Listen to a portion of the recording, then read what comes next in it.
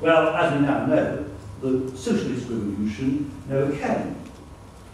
Arguably, all that the country got was a very ambiguous people's war, in which the blindocracy continued to have the upper hand. Orwell's disappointment is encapsulated in his magnificent description of the Home Guard as, quote, a sort of people's army officered by Brits. By October 1940, when Orwell began to write what Scott Lucas calls the Manifesto of 1941, that is, the line and the unicorn, socialism and the English genius. So by October 1940, Orwell had lost his illusions about a possible takeover by the left, whose inaction and impotence was predictable in view of its attitude in the interwar years.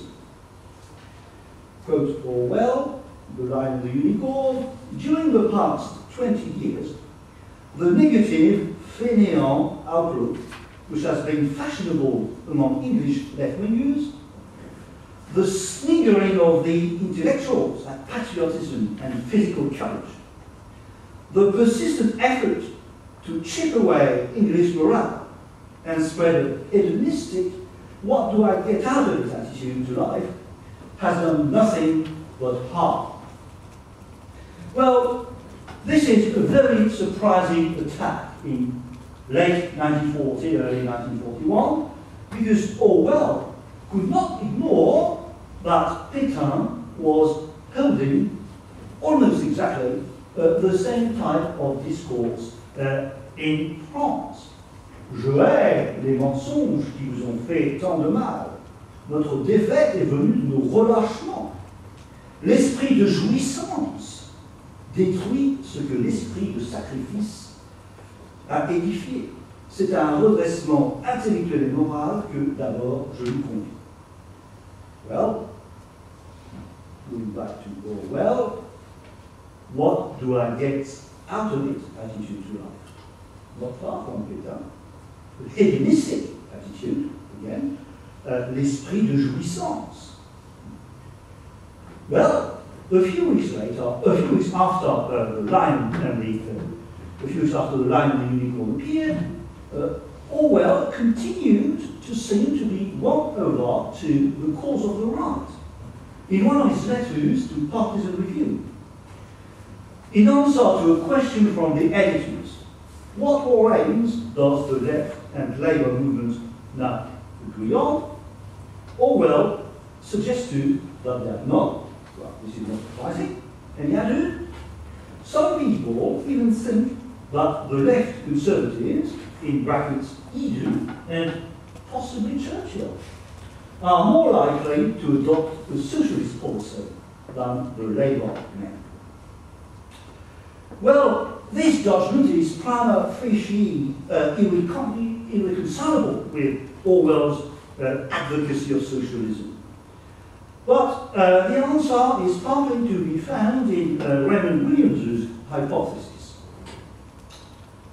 It can indeed be argued that socialism as such was always secondary in his mind to the struggle against fascism and imperialism and inequality. We're back to inequality. In a very convincing article entitled George Orwell and the Revolutionary Left, John Newsinger seems at first to agree with Raymond Williams. Notably, when he makes the very interesting remark that nowhere in his writings, and during lunch we were discussing Orwell, of course, and saying, of course, it's an enormous sample, but nowhere in his writings is there an account of a strike. He argues that Orwell had only a poor grasp of working class consciousness. But for Newsinger, this does not diminish his socialism. Quote, Orwell's dialogue with the revolutionary left can clearly be seen as informing his political writings from the time of his service with the POUM militia until his death. Its importance for his thinking is so great that it seems incredible that it has remained neglected for so long. What it makes much clearer and more certain is the strength of his socialist commitment. Still, if Williams's reasoning is valid as far as the struggle against fascism is concerned, because there can be no doubt about Churchill's determination in this field, in connection with Eden and Churchill, one cannot see how they were more apt than actually Bevin, and above all Bevan, the marrying Bevin, to fight against imperialism and inequality. Orwell's diary entry for the 20th of June 1940 contains a remarkable assessment of Churchill's revolutionary capacity. Remarkable both because it comes from the man on the left and because it turned out to be completely wrong, especially over India. Oh, I don't, of course, think Churchill sees in it quite the same colours as we do, but I don't think he would jib at any step. For instance, equalisation of incomes, independence for India, which he thought necessary for winning the war. Well, such radical eccentricities, as Christine Blumel calls them, did nothing to ingratiate him with the left, she writes. Of course, many leftists gave up on Orwell long ago and regard him as an elitist fake or hopeless reactionary. They interpret his tendency to stereotype or insult other people whose causes he supported as evidence of his antisocial experience and impact.